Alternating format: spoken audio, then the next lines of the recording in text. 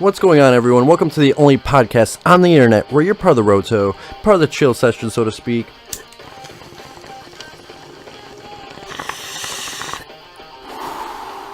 Homer here with a very special episode.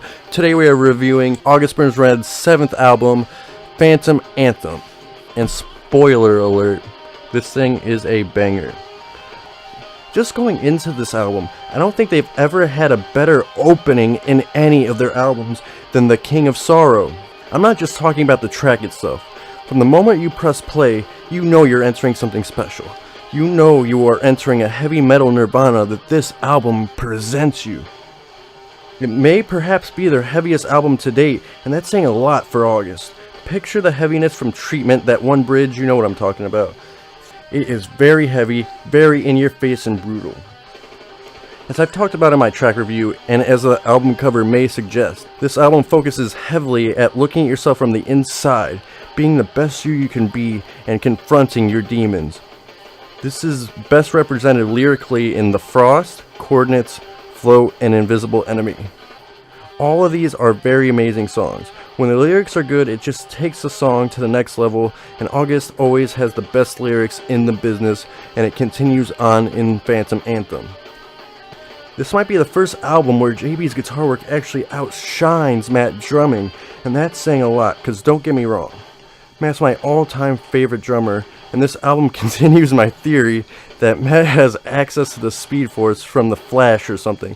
Maybe his spirit animal's an octopus, he has invisible limbs we can't see, I don't know. Either way, his drumming is always on point.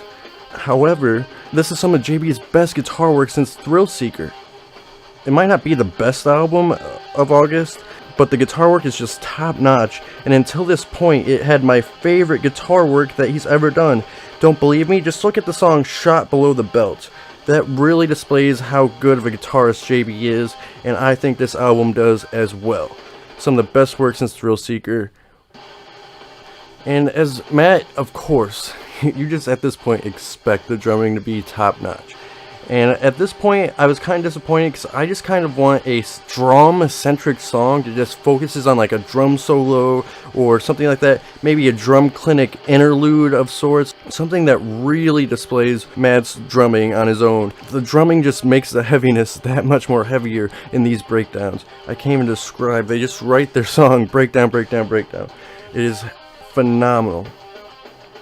There's really a lot to love on this album.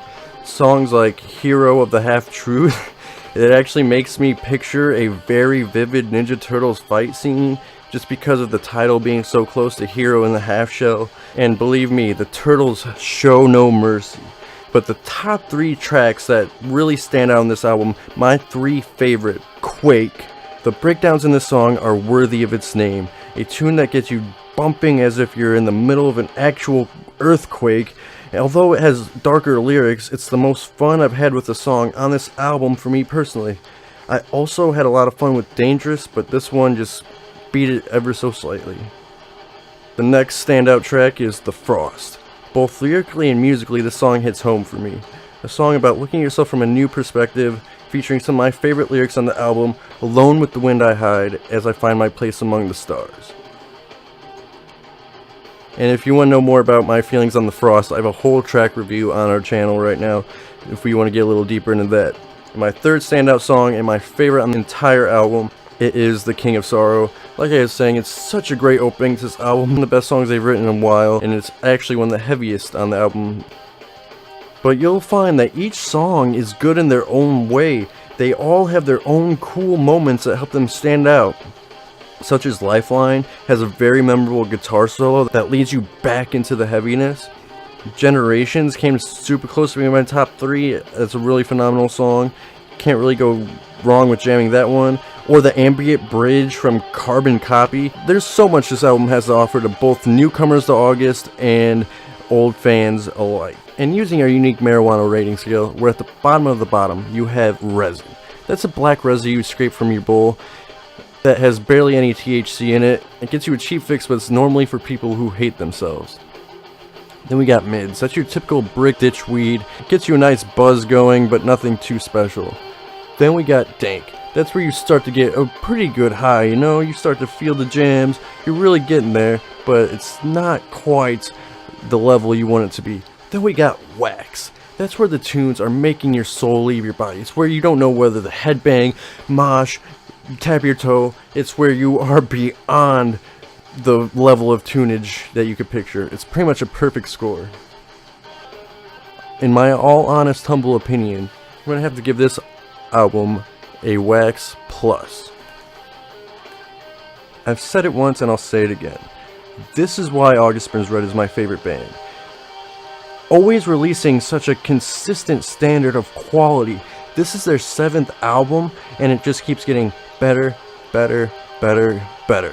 Where I've seen so many bands fall to the wayside with scheduling difficulties or bandmates leaving, August Burns Red has the same core team, and it shows that together they've evolved as a group and how much they've matured, and I cannot wait to see any of these songs live.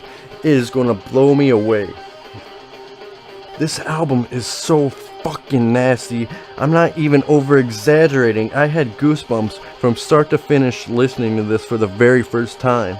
I was lucky enough for my first experience to be listening on my walk home from work at what many photography people might call magic hour. It's where the sun's at the perfect point and everything just looks absolutely beautiful, and the combination of the music from this album and the scenery just made me lose my mind. I had chills listening to this, and that's funny to say for a heavy metal album, but it's 100% true.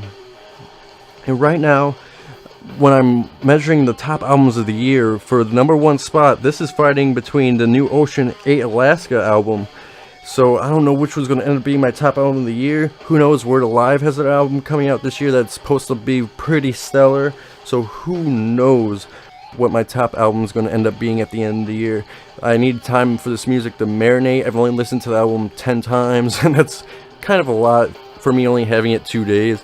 I absolutely love it, and I have a bad habit of over listening to albums, especially August. Speaking of some of their other albums, where does this fall on my ranking list out of their discography? Well, starting from worst to best. Don't get me wrong, I love all these albums and I jam them all the time, still to this day. But from worst to best, we got Thrill Seeker, Leveler, Messengers, Found in Faraway Places, Rescue and Restore, Phantom Anthem, and Constellations being my favorite still. I'm not sure if Constellations is just nostalgia for me, but it's just such the perfect album in my opinion. And Phantom Anthem came close. It's number 2 on my list. Like I was saying, they just keep getting better and better this late in the game, and I hope they stick around for 10 albums total. And I'm hoping in album 8 that they include that kazoo solo. I want that kazoo solo, because this album entirely wasn't perfect. It had a couple flaws, such as the clean vocals and coordinates. I didn't like them. Normally I like when August includes clean vocals, such as Indonesia and Ghosts. Those really stand out to me.